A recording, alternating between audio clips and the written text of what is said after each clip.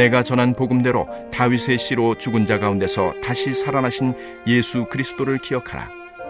복음으로 말미암아 내가 죄인과 같이 매이는 데까지 고난을 받았으나 하나님의 말씀은 매이지 아니하니라. 그러므로 내가 택함 받은 자들을 위하여 모든 것을 참음은 그들도 그리스도 예수 안에 있는 구원을 영원한 영광과 함께 받게 하려 함이라. 미쁘다 이 말이여, 우리가 주와 함께 죽었으면 또한 함께 살 것이요, 참으면 또한 함께 왕노릇 할 것이요, 우리가 주를 부인하면 주도 우리를 부인하실 것이라. 우리는 미쁨이 없을지라도 주는 항상 미쁘시니 자기를 부인하실 수 없으시리라.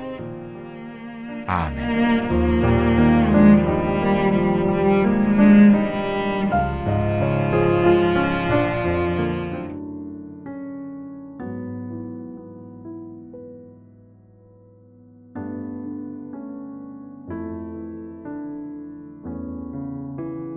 우리가 디모데후서 2장 1절부터 7절까지 말씀을 이미 두 차례에 거쳐서 살펴보았습니다. 이제 7절에 나오는 말씀이 내가 말하는 것을 생각해보라.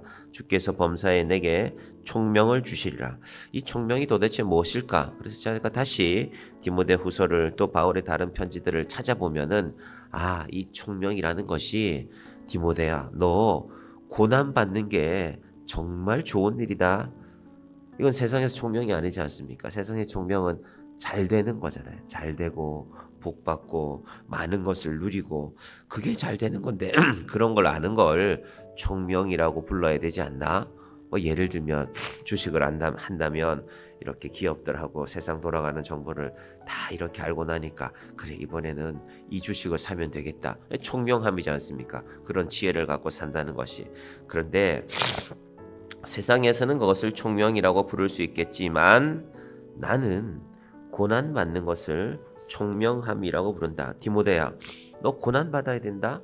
그런데 그 고난은 어떻게 받는 것인가?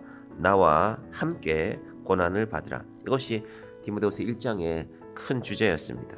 사도 바울은 왜 이렇게 말할 수 있을까? 내가 먼저 그 길을 갔으니까, 내가 고난을 받아보았으니까. 바울도 디모데도 사실은 당시 사람들의, 세상 사람들의 눈에는 그렇게 대단한 사람이 아니었거든요.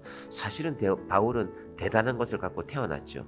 로마 시민권도 갖고 있었고, 또 당시에 가말리엘 문화에서 공부했다라는 것은 이스라엘 어디 가서도 나 그런 출신인데요, 우리나라에서도 제일 좋은 유명한 대학교, 좋은 대학교라고 부르긴 어떨지 모르겠지만 혹은 제일 유명한 과를 나왔어요. 근데 그 학교 나오셨어요?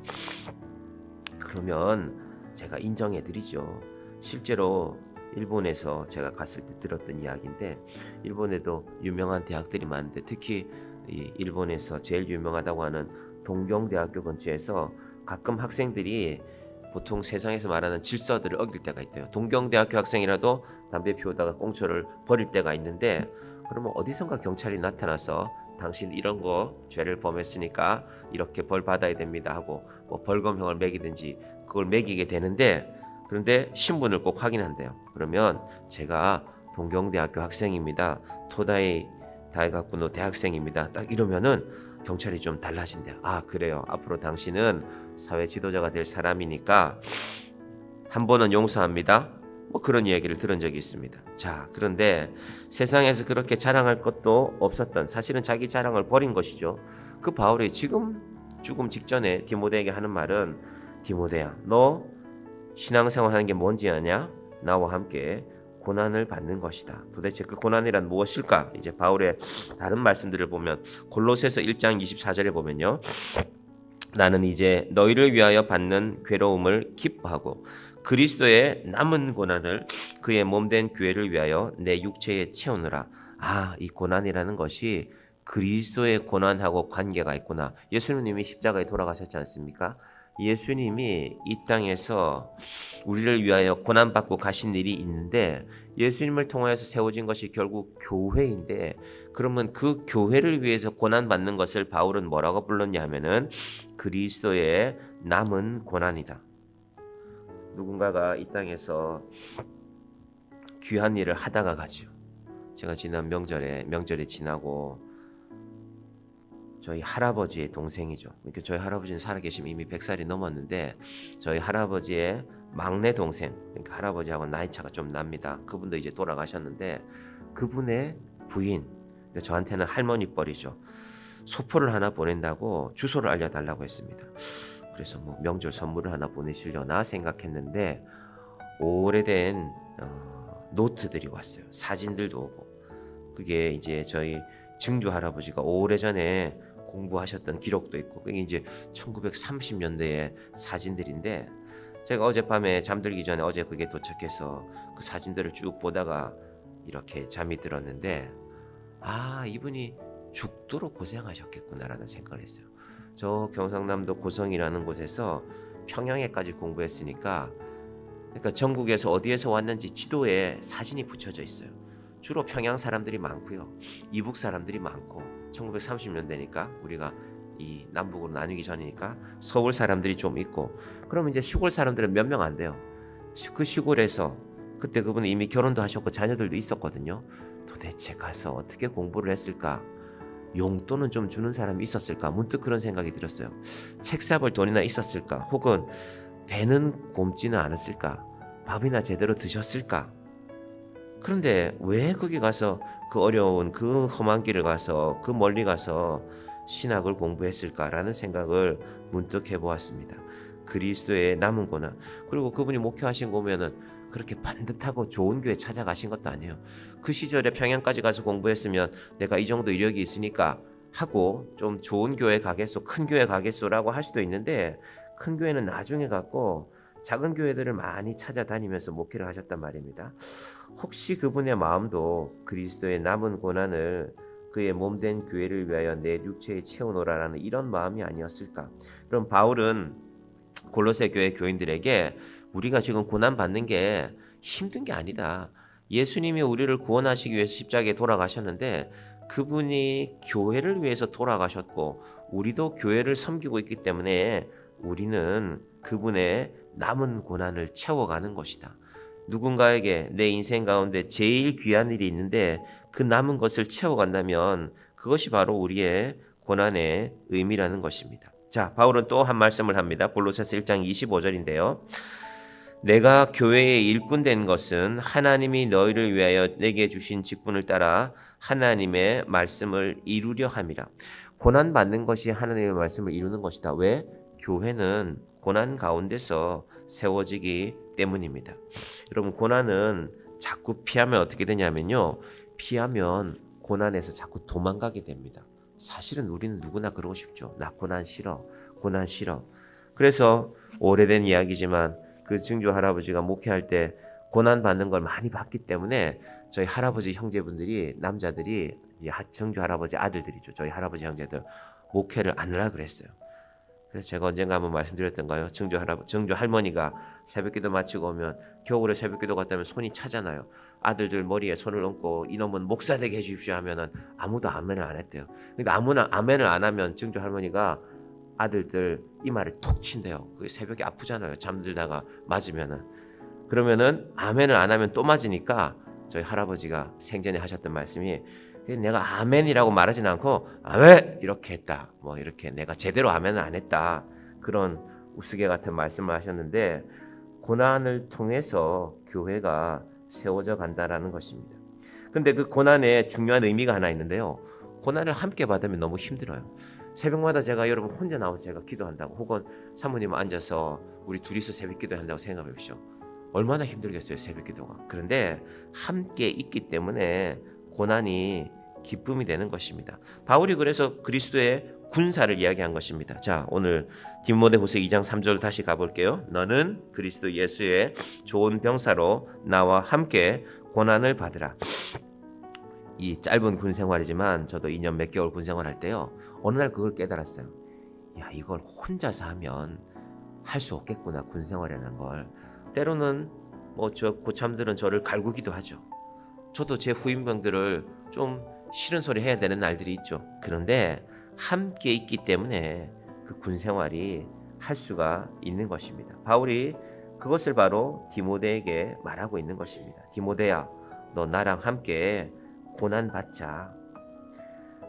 함께 하면 할 수가 있기 때문에 디모데가 그렇게 말씀하는 것입니다. 하나님께서 우리 교회 성도들이 이 고난의 의미를, 함께하는 고난의 의미를 깨닫게 하시길 바랍니다. 제가 군에 있을 때 강원도 인제군에 원통면이란 곳이 있었는데 뭐 그런 얘기 들어보셨어요? 인제 가면 언제 오나 원통에서 못 살겠네라는 그 원통에 훈련을 많이 하는 부대가 있어요. 12사단 이렇게 부대가 있는데 그 부대가 이제 동계 훈련을 하면 저희는 가서 이제 도와줍니다. 주로 많이 도와주는 게 저희는 이 차가 있는 부대니까 물건 싣고 가서 주로 기름 많이 갖다 주죠. 이게 동계 훈련할 때 기름이 써야 될 때가 있으니까. 그래도 춥죠.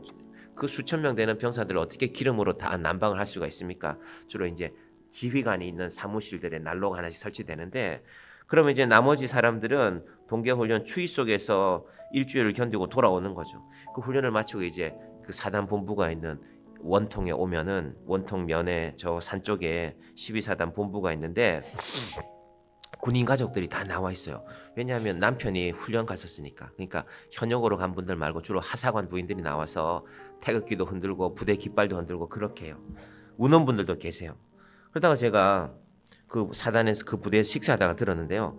어떤 부인들은 남편이 동계 훈련 받는데 겨울인데 난방을 안 한대요. 1월달에 그 추운데. 괜찮은 부인들이 있죠. 야, 이런 사람들이 있구나. 애들이 오돌오돌 떨 거 아닙니까? 그러면 얘야, 아빠가 이렇게 추운데 밖에서 지금 훈련 받고 있는데 우리만 이렇게 따뜻하게 있을 수 없지 않느냐? 이제 그런 얘기하면서 또 자기들끼리 우는 거죠. 아, 그렇구나. 이렇게 해서 나라를 지켜가는 사람들이 있구나. 여러분, 교회도 교회 하나가 세워지는 것이 그렇게 세워지는 것입니다. 나 좋은 것만 찾고 아이고 내 마음에 들면 좋은 교회, 내 마음에 안 들면 좋지 않은 교회, 그럼 그분은 교회가 뭔지 모르는 거죠. 내가 뭔가 이익 받을 게 있으면 좋은 교회, 그렇지 않으면 별 볼 일 없는 교회. 여러분, 그러면 사람들이 교회를 그런 마음만 가지고는요, 교회가 지속되기 힘든 것입니다. 오늘 이 아침에 우리가 기도하는 것이 사도 바울이 말하는, 바울이 디모데와 얘야 우리 함께 고난받자. 그 고난받음의 의미를 보니까 또 4절에 보니까 병사로 복무하는 자는 자기 생활에 얽매이는 자가 하나도 없나니 이는 병사로 모집한 자를 기쁘게 하려 함이라. 여러분, 정말로 예수 믿으면 삶이 단순해져야 맞습니다. 집, 교회. 제가 알고 있는 선교사님들 혹은 세상에서 존경받는 어떤 분들 보면요, 그 삶이 참 단순하구나. 저는 집, 교회, 그리고 직장 세 군데만 왔다 갔다 하면 됩니다. 다른 거 필요 없습니다. 하나님께서 이 고난 가운데 마지막으로 받는 것을 상급이라고 말했는데, 바울은 농부에 비유했지만 사실 이건요, 수고하는 농부가 곡식을 먼저 받는 것이 마땅하니라 하늘의 상급을 말하는 것입니다. 우리가 예수 믿으면서 항상 세상에서 주어지는 상급만 생각할 수도 있습니다. 내가 예수 믿으니까 하나님이 복을 주시는데 세상에서 이것도 주시고 저것도 주시고, 그것도 주시면 좋습니다. 그런데 곰곰이 생각해보면 세상에서 다른 사람들이 받는 거 다 받으면서 하늘의 상급도 받겠다? 그럼 그것도 욕심 아닐까요? 바울이 그래서 그것을 총명이라고 말한 것입니다. 제가 이 2장 7절에 총명이라는 의미를 생각하면서 앞에 있는 말씀들을 계속 찾아본 것입니다. 2장 7절 봅니다. 내가 말하는 것을 생각해보라. 주께서 범사에 내게 총명을 주시리라. 바울이 왜 세상에 좋은 거 있는 줄 몰랐겠습니까? 바울이 로마 시민권을 가졌는데 그의 집은 추측컨대 그의 집은 부유했을 것입니다. 왜냐하면 로마 시민권을 가진 자가 예루살렘을, 이스라엘을 떠나서 외국에 살면서 가말리알의 문화로 다시 이스라엘로 그 부모가 유학을 보냈다는 건요, 경제력 없이는 불가능합니다. 여러분, 경제력이 없는데 어떻게 유학을 시킵니까? 바울이 그 모든 것을 누릴 만한 것을 많이 보았는데 진짜 총명함은 고난 속에 있는 것이다. 그래서 이어지는 것이 8절 말씀입니다. 내가 전한 복음대로 다윗의 씨로 죽은 자 가운데서 다시 살아나신 예수 그리스도를 기억하라. 그리고 나서 예수와 함께 고난받는 것. 그러니까 디모데야, 내가 너한테 나와 함께 고난을 받자고 하는 이유는 내가 예수님과 함께 고난을 받은 것이거든. 9절인데요. 복음으로 말미암아 내가 죄인과 같이 매이는 데까지 고난을 받았으나 하나님의 말씀은 매이지 아니하니라. 그리고 8절에 내가 전한 복음대로 다윗의 씨로 죽은 자 가운데서 다시 살아나신 예수 그리스도를 기억하라.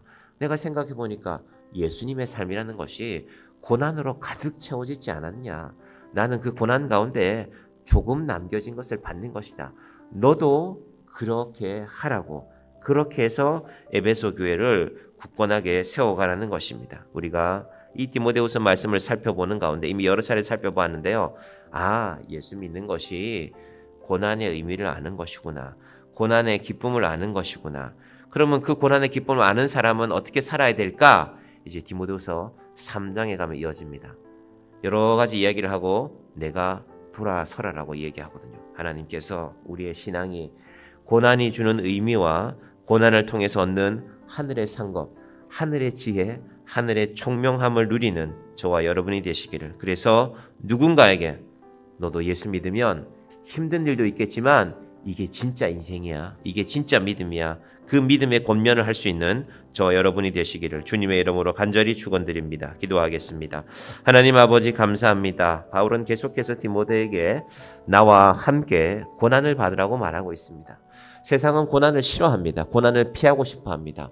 고난에서 자꾸 도망만 가고 싶어합니다. 하지만 바울은 우리가 예수를 믿는 참된 의미가 그리스도 예수의 십자가의 고난에 동참하는 의미가 나도 그 고난에 참여하는 것이라고 말씀하고 있습니다. 하나님, 우리 정향교회 성도들이 좋은 것만 아는 것이 아니라 고난의 기쁨을 아는, 좋은 것만 누리는 것이 우리 인생의 목적이 아니라 고난이 있지만 그 고난 속에 예수 그리스도의 기쁨이 있고 그 고난 속에 부활의 영광이 있음을 알고 고난에 기꺼이 참여하는 자들이 되게 하여 주시고, 우리만 고난 가운데 고난의 의미를 아는 것이 아니라 누군가에게 믿음이란 참 고난 안에서 깨닫는 것입니다. 그 총명을 깨닫고 믿음을 권면하는 주의 자녀들이 되게 하여 주시옵소서. 예수님의 이름으로 기도드립니다. 아멘.